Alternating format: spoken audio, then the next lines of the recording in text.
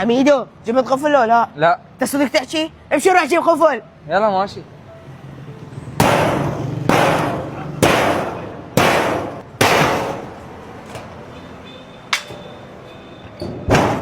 جبل هاي جبت لك قفل ونفس القفل.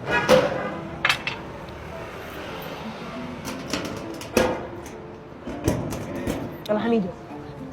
يعني انا مفتح الصبح ومين ارجع افتح العصر. ابو علي ما تقول لي من جاك المرض. استغفر الله يا الله. هاي شنو؟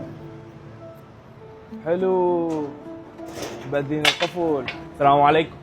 اقول لك حكيم جبل وحميدو ما فاتوا من يمك؟ هلا وحبيبي نجم.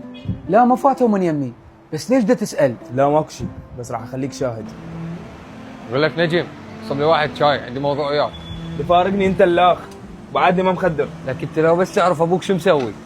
شكو شو مسوي؟ سولف. طلع ابوك متنازل بالمحل، يعني يمكن عمك طه راح يجي يشتغل وياك في الشمبر. صدق؟ ياسين خل اطلع فرع المحلات وبس اجي تعال سولف لي. روح. يلا خلص شغلك وارجع ليش عندنا قابل الليل كله عشاء. يا معاهد هو ابويا مو هنا، خلنا نفتهم من ياسين. لكن يا هاي الصداقه والخوه اللي بينات ايه؟ لكم يا صداقه يا اخوه انتم 6 اشهر نايمين بالسجن وانا نام بالشوارع ومن طلع انت ما عاد قال لي هاي شلونك؟ يعني انت قاعد تقول نايمين بالسجن، ليش تحسسنا نايمين بفندق 5 نجوم؟ وانت ليش ما تقول حلت بعينك الفلوس ورجعت ويا عمك طه؟ هاي انتم معقوله هيك تشوفوني؟ بس ترى عمي طه مو مثل قبل، متغير كلش والله لا يراويكم المذله اللي انا عايشه هنا. وش عندك باقي يا لعد؟ شنو مجبور؟ انت فهمني وقول لي وين اروح؟ ابويا يشتغل بالمخفض، نجيم يشتغل بالشاي، احنا كنا عايشين ببيت سياحنا يا هسه قاعدين بغرفه، انت فهمني وقول لي وين اروح؟ زين ياسين ابويا ما يسالك عليه يقول لك الجبل وين؟ شو اكل؟ الشراب؟ ودا اقول لك ابوه كلش تغير، بس هاي الفتره راح يرجع يسال عليه. يعني شلون؟ لك مو ابويا طلع متراهن على المحل، وجا صاحب المحل يقول خلال اسبوع لازم يتفرغوا. شلون؟ هلو.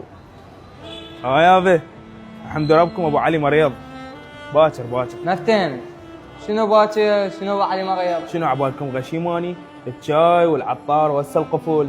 يابا باكر اذا خليتكم تشوفون عافيه ما استمر جماني. ليش تقدر؟ الك. عبد الله تعال ابويا تعال خذ اسبوعيتك. تعال عيني. نعم استاذ. نعم الله. السلام عليكم. مرخصتك عمو. يابا بس عندي موضوع وياك.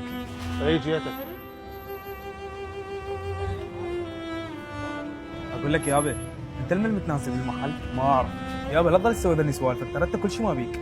احكي لي المن متنازل. الكوني. تمام.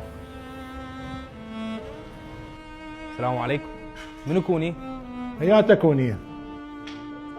انت كوني؟ ايه انا كوني تفضل. بيها مجال نقعد واحكي وياك؟ ايه ليش ما بيها مجال؟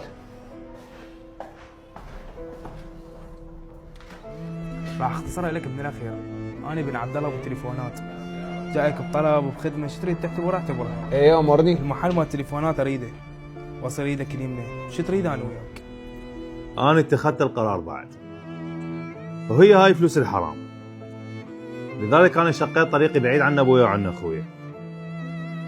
ما كنت اتوقع في يوم من الايام انا اصير نسخه منهم طبق الاصل.